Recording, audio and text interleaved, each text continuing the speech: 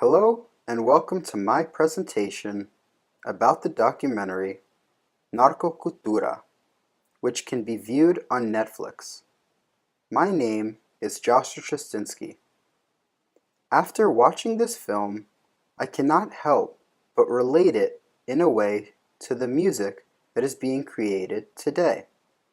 This film presents its viewers with two very opposing sides of the narco violence in Mexico and the effects it has on Mexican people inside and outside of Mexico and the United States.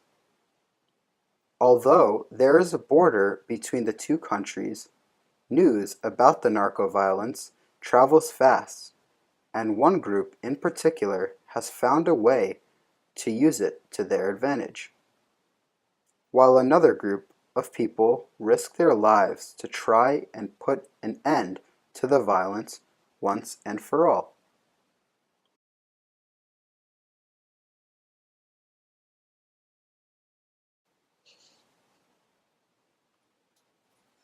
The question which arises from this film is, how does the film Narco Cultura represent the difference between how narco violence is experienced inside and outside of Mexico?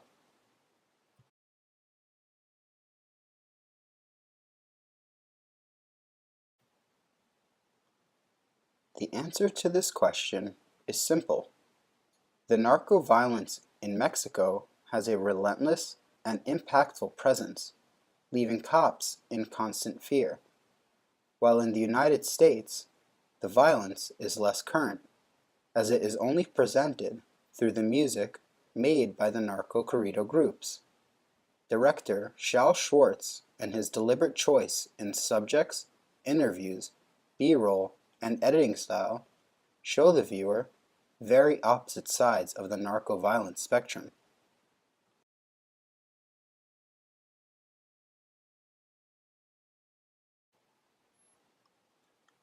The documentary Narco Cultura, which can be watched on Netflix, was created in 2013. It was directed by Shal Schwartz. Being that the film is shot in both Ciudad Juarez, Mexico, which is on Mexico's side of the border, and parts of the United States, which is on the other side of the border, it presents the viewer with two very different outlooks on the narco violence and the effects it has on Mexico's citizens and police and the Mexican narco corrido groups in the United States.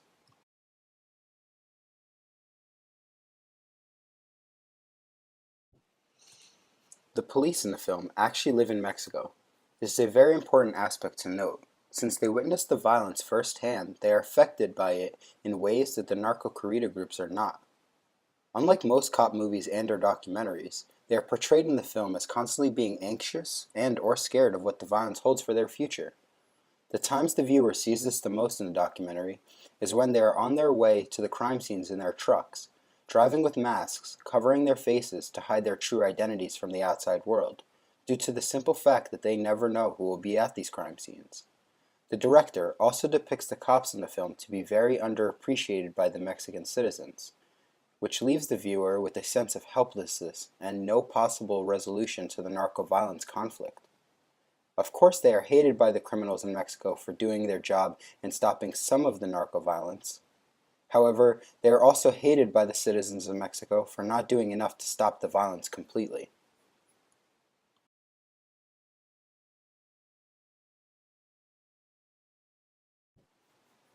During the interviews with the cops in Mexico, the background is very deliberately chosen.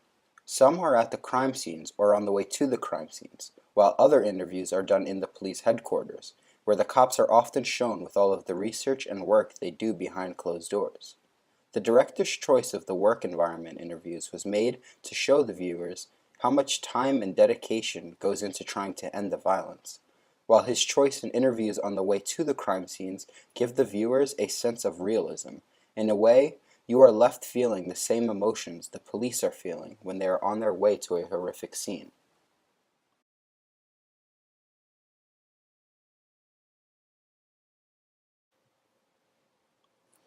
The B-roll, or extra footage which is edited in during someone's interview, gives the viewer a better understanding of the everyday life of a narco-violence cop. When there is a call for the cops to go out on, they are always wearing masks. The people that are on site are all in tears and saddened by the violence. One scene shows a shop owner even sweeping away all the blood from the front of his store so it doesn't scare customers away. The B-roll, shot at the cop's house, show a different side of the cop's life. Some scenes show the way he gets ready for his day at work and how he has family praying for him every day that he will make it home. Other scenes show the end of his day at work when he comes home to a family dinner where he is asked questions about why he does the job he does. However, there is one very ironic scene where the cop, who is fighting against all of this narco violence, is listening to music which sings about narco violence at his family celebration.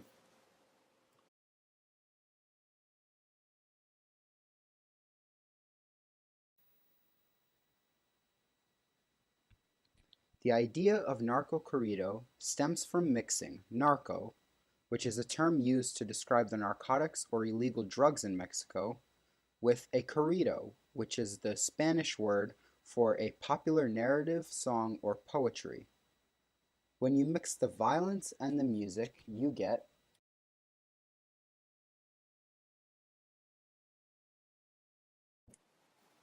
one messed up mariachi band.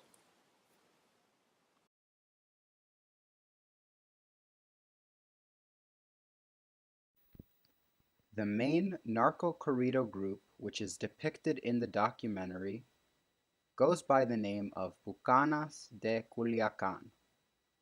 This group, unlike the police in Mexico, live inside the United States. In the documentary, the group's members live their everyday lives with very little to no fear of the violence in Mexico and any possible effect it could have on them.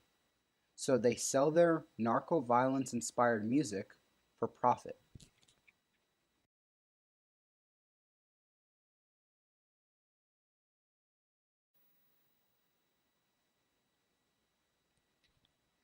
The main effects the narco violence in Mexico has on the Bucanas de Culiacan in the United States is that they use the violence to their economic advantage.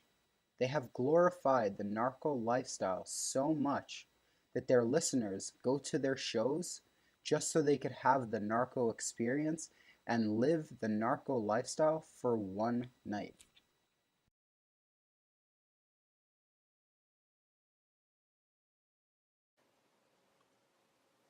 The interviews in the documentary with the Narco Corrido group members are either in their homes, at their concerts, or on the way to their concerts in their vans. The interviews, which are staged in their homes, are done on purpose in order to show all of the belongings their music about violence in Mexico has bought them. The director chooses these backgrounds and these subjects so the viewer can see how narco violence in Mexico affects Mexican people outside of Mexico. His choice in interviewing the Corrido group members in the vans on the way to their concert is very different compared to his interviews with the police on the way to the crime scenes. In the case of the police, they are forced to hide their identity, and the emotions a viewer gets is very suspenseful, while the interviews with the Corrido group members in their van shows them smoking and drinking and talking about how the violence in Mexico is actually helping them in a way.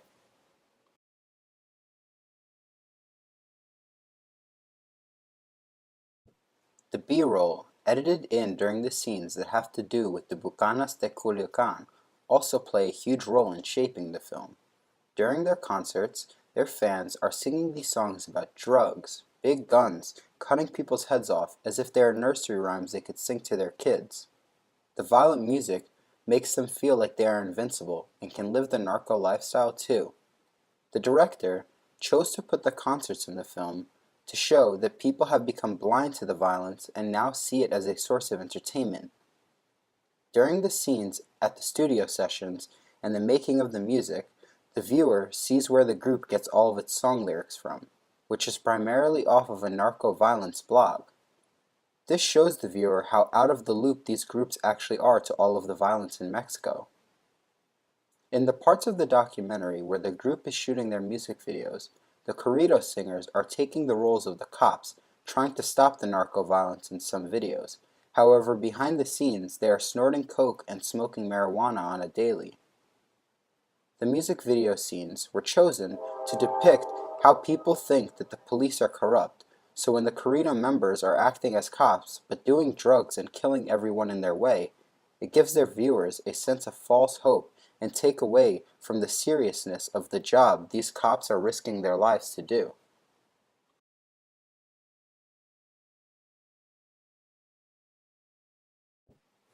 The director portrays two different sides of the narco violence in his film, and how it affects two very opposite groups of people. Of course, the cops who live with this violence every day and experience it firsthand see it as a threat to their lives, while the Bucanas de Culiacan and other narco corrido groups use this violence to their advantage to make money. His style of editing this documentary portrays a very important message in order to possibly put an end to all of the violence.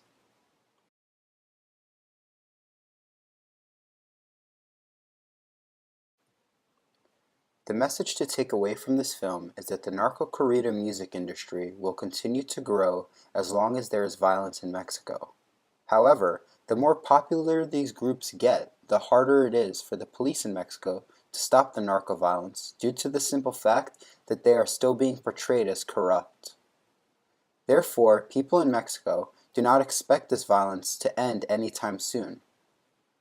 A little way to sum it all up is that the only way to stop the violence is by cutting off the source that feeds it, which is the demand. An increase in violence results in an increase in the narco corridos. An increase in narco corridos results in an increase of its fans wanting to live the narco lifestyle, which in turn makes the job harder for narco violence cops.